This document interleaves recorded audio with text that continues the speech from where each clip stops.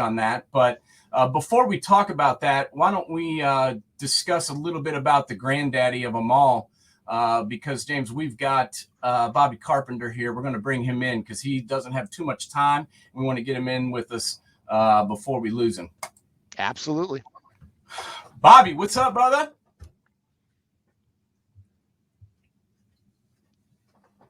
You hear us, Bobby? Yeah, I got you now. For some reason, I took through my headset. Yeah. How you doing today, bud? I'm doing well, guys. How you guys doing? We're doing wonderful. Thank you so great. much for joining us. And while we're here, why don't we get right to it? I want to get your impressions of that ball game yesterday and the Buckeyes being able to come back. Obviously, 35-21 halftime. Defense was not looking great, but things turned around in the second half, and we're able to get some stops. What did you think about the Buckeyes' performance? Yeah, I think it was definitely gritty in the second half. Ryan talked about it, and their desire to have, come in there and step it up, play tougher football. And you saw they're just getting bled in the first half. And it's a lot of what Michigan kind of looked like, where you're just getting oozed, where there's no firm point of attack at all. And so to hold them to 10 points in the second half, I thought was very impressive. Did a really good job. I mean, they're understaffed. I think they maybe dressed 4 or 5 healthy linebackers. That's why they had to move. And that was including Cade Stover. So moving him over there, trying to get that done.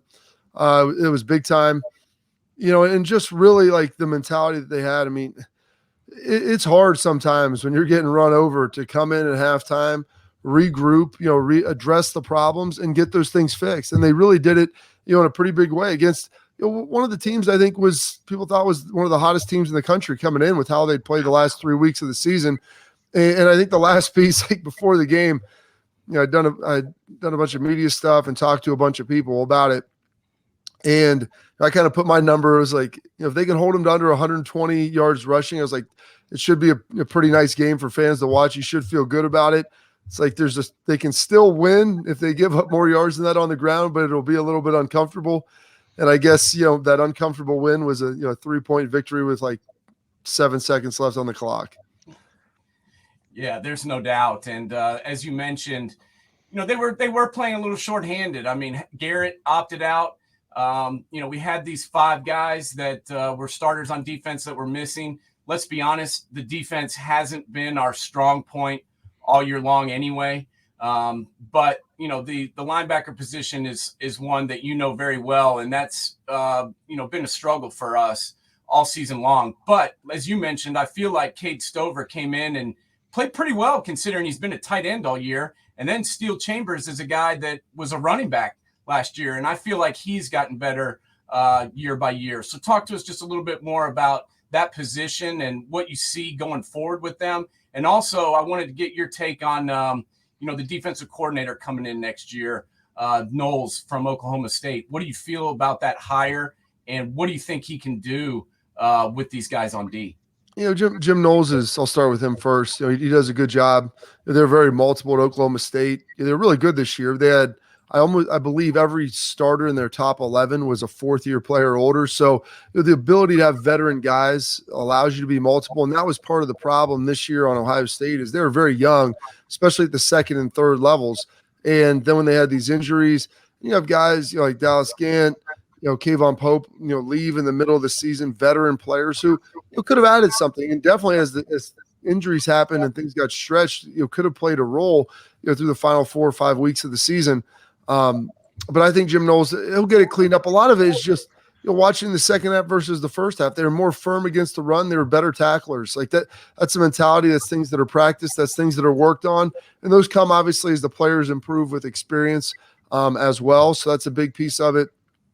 And then, you talked, Cade Stover coming over. I don't think people truly understand how difficult it is, to shift positions mid-season and especially shift sides of the ball. Like, you don't practice tackling on offense.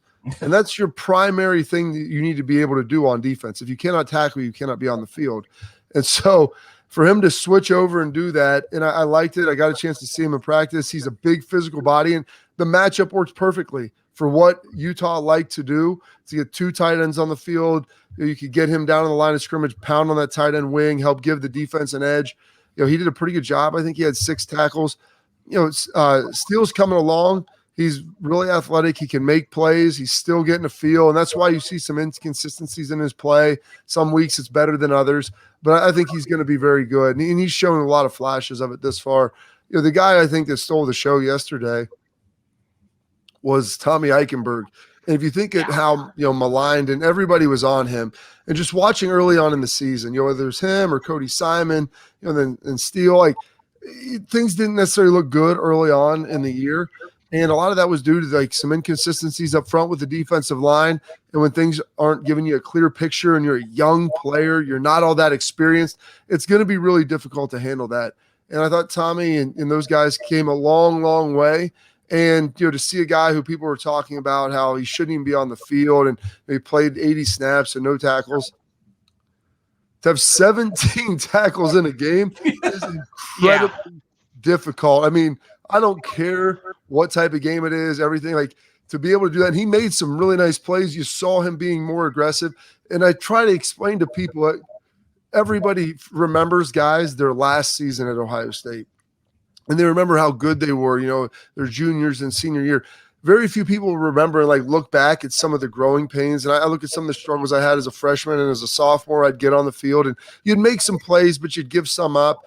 And the same thing with AJ and James Laurinaitis. All these guys will tell you that they were infinitely better their junior and senior years than they were as a freshman or as a sophomore and as a first-year starter. And that's what Cade Stover or Tommy Eichenberg was this year. Is he hadn't really played much football, and a lot of that was due to the linebackers. They had 4 seniors last year and a COVID-shortened year, so these guys didn't get any real game reps. So finally, after a full season and a tough physical game, to watch Tommy Eichenberg step up and play like that, it really warmed my heart.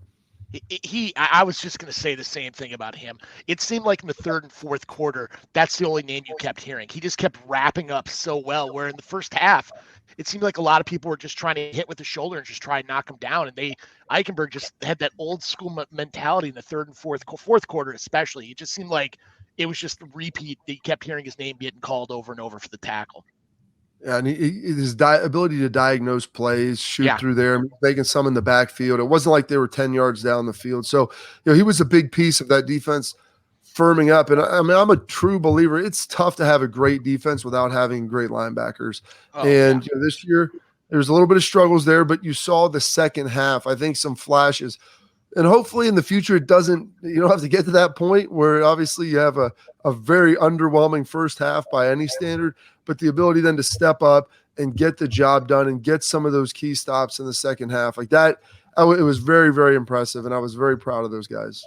Yeah, I was too. And Bobby, you've been around Buckeye football for a long time, and you know that our fans are bonkers crazy, and they are. I mean, I'm one of them, but I'm not one of those people that's ready to give up on the season after we lose one game or fire the coach because we lose one game. But there are those people out there, and so there was a lot of pressure in this game, in my opinion. And it doesn't make it any easier by having 2 of the greatest receivers in our history, Chris Olave and Garrett Wilson obviously opting out, but I wasn't too worried about that considering we had JSN and we had, Marvin Harrison Jr. and those guys. But just talk to me a little bit. I want to hear your thoughts about obviously, Smith and Jigba had a phenomenal game, one of the greatest bowl games in the history of college football, but also Marvin Harrison Jr. and what he was able to do. I mean, his performance got a little bit overshadowed because of Jackson Smith and Jigba, but he had a pretty damn good game too. He played really well, and that was probably the position that you could afford guys to opt out of the most. And while they weren't as experienced at the wide receiver position outside of Garrett Wilson and Chris Olave, who had made a lot of plays and played a ton of snaps for this Ohio State team, with those guys opting out, it was going to give those young guys a chance to shine. And everyone has been critical a little about Jameson Williams and being down at Bama. The reason Jameson Williams wasn't going to get on the field as much as he would have liked this year, and he would have played a lot, was because of Jackson Smith and Jigba. So Brian Hartline knew what he had right there. He had witnessed it. You saw at the end of the season with some of those guys, Olave and Wilson, getting nicked up at times, kind of opened some things up for him and what he was going to be able to do. So very, very impressive from that standpoint. I don't think anybody anticipated that, but I did think he would have I did think he'd have a good game. If you would have told me that 150 yards and 2 touchdowns, that's one thing. having 350. I mean, that's just absurd.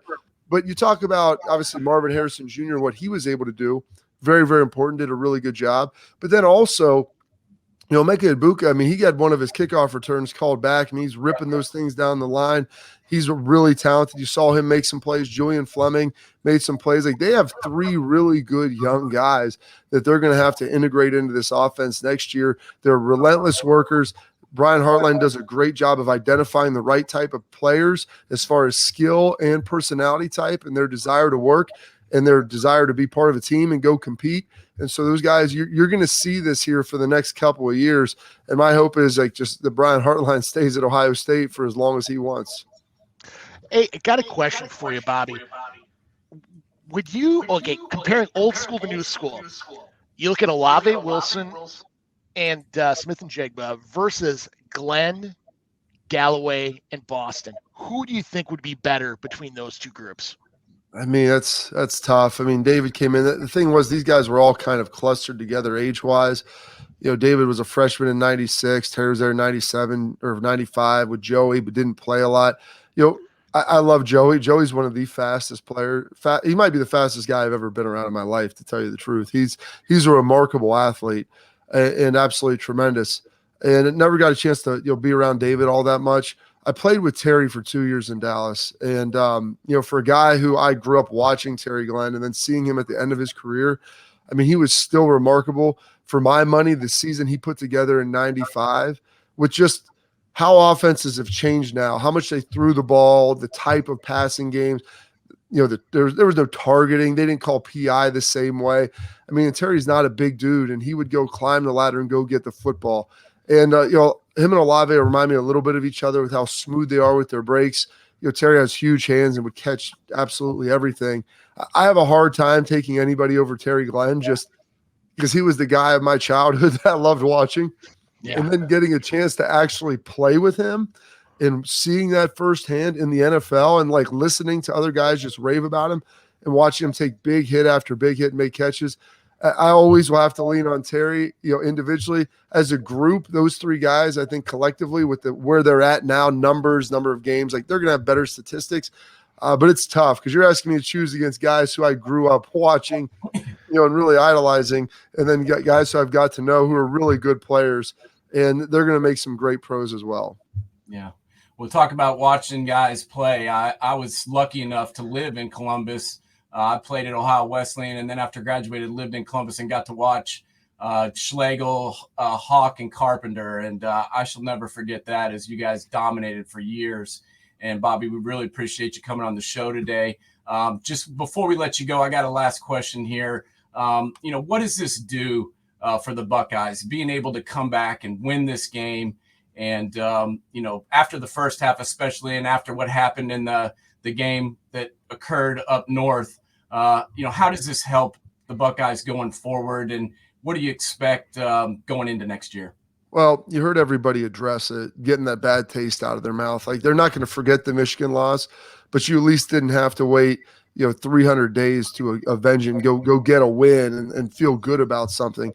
And I don't necessarily believe in like team momentum coming out of the bowl game, as far as what that'll do for your team. But I do believe in the ability to have momentum on an individual player basis. And you look at like what some of the receivers we just did, we're talking about. You look at what Tommy Eichenberg did. You look at what, CJ Stroud, Travion Henderson, a lot of these guys, what they were able to do and put together. I think you can carry that momentum over into winter conditioning into the spring. Now the coaches, they know what they had. They knew what they had before in Jackson Smith. But like Marvin Harrison Jr., seeing him go out and play, like you can start crafting roles because it's not a projection anymore. It's not like, hey, we see this guy do it in practice. We think he can do it in games. It's we've watched him do this in games now. Let's start tailoring some things in our offense or defense to what they do well. And, for Tommy Eichenberg, I think that's a massive amount of momentum, that he was able to get going, for that linebacker group and people to kind of establish himself, as a leader in not only the unit of the linebackers, but also the whole defensive unit as well. Like, I think that's important. So being able to have that, carry that win over, it's an 11-win season. It's a Rose Bowl victory. Big Ten fared pretty well in bowl games, I believe, going 7-3, I think, if they're all done now. And, Iowa, heck, they had a good shot at winning that. They wouldn't have thrown the pick at the end. But Big Ten fared pretty well, and I think most people are pretty impressed. And so now let's get back to work. And the standard is the standard. Their goal is to try to get to a national championship. I know they wanted it this year since it was in Indy, and sometimes things don't work out, but they've got a good recruiting class. They've got some really talented young players, as you saw last night. And I'm excited to kind of watch these guys grow through the next 6 months. Yeah, no doubt. I am too. And Bobby, we know you're busy. We love what you're doing all over the place. I see you at SiriusXM Big Ten Radio on Outkick. Love it, man. Keep doing what you're doing. And thank you so much for coming on and giving us a few minutes today. Hey, my pleasure, guys. Sorry, I just we drove back from Florida yesterday, watched the games. I mean, it was a packed day, so trying to get everything unpacked day. So I appreciate it. Thanks for having me on. Man, hey, you did great. Happy New Year. Yeah, happy New Year, Bobby. Thank you so much. Thank you.